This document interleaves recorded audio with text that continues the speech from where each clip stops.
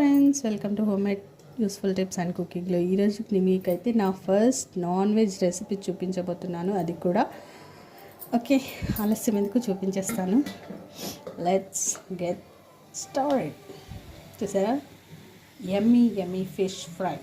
So నేను మాత్రం non వెజిటేరియనే అండి. ఒకవేళ మీరు వెజిటేరియన్ అయితే, ఒకవేళ మీరు అసలు దీన్ని చూడకూడదంటే you can skip this video, not a problem.